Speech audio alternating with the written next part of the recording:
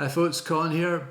Hello to my fellow long-term thinkers. I'm back with some more observations. Today is the 6th of September 2025.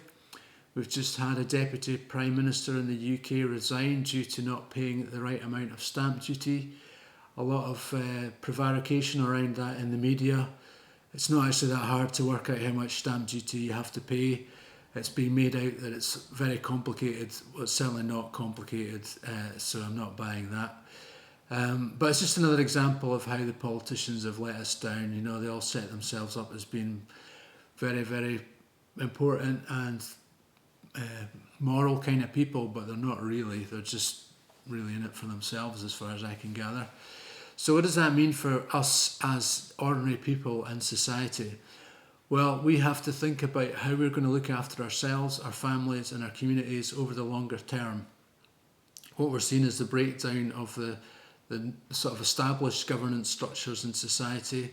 We just had a front bench of politicians completely reorganised, move into completely different jobs that they know nothing about to try and save face for the government. And there's no way that they can be effective in those roles. So you may as well forget it. There's no point worrying about it because it's just going to fade away. I think governments and authorities will still exist, but what you're going to see is much more sort of local control, much more personal responsibility being taken by individuals. And that's why it's important to have an eye on the future and an eye on the long term.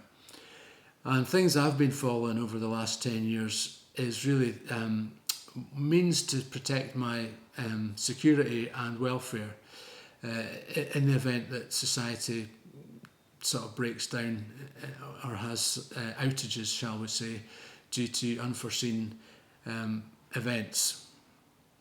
And it's quite interesting when you observe, when you look around, you can look at, gold's one area which is not covered very widely in the media, but it's a store of wealth, it's a store of value.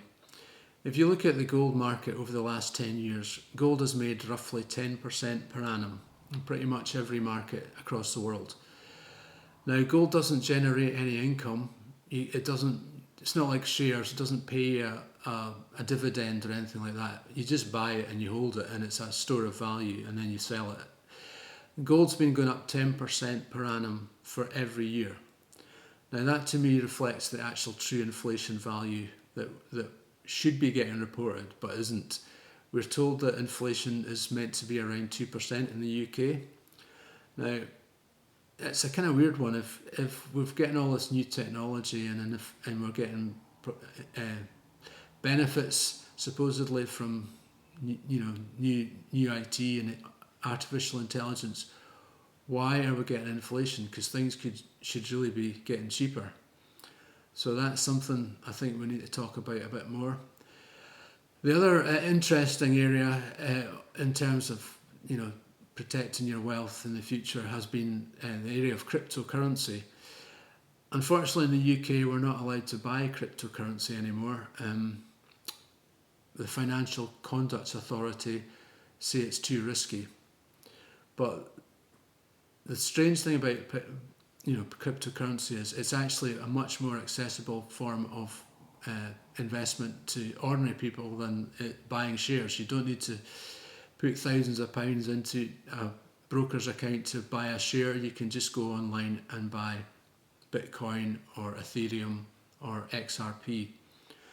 And if you look at the sort of in returns on Bitcoin since it was established, it's millions and millions of percent growth. So it's gone from being worth like 10 cents or whatever. It's now worth $10,000 as we speak. And the last year it's up 100%. Now there's no other investment vehicle out there in the world right now that's giving you returns like that. So why would the Financial Conduct Authority say it's not suitable to invest in? That is totally beyond me. I'm going to leave it there for today. I don't want these videos to get too long, but there's a couple of pointers there for discussion, and I'd be interested to know what your thoughts are on that. If you've got any comments, please leave them in the comment section below, and I'd like to generate some debate around this topic.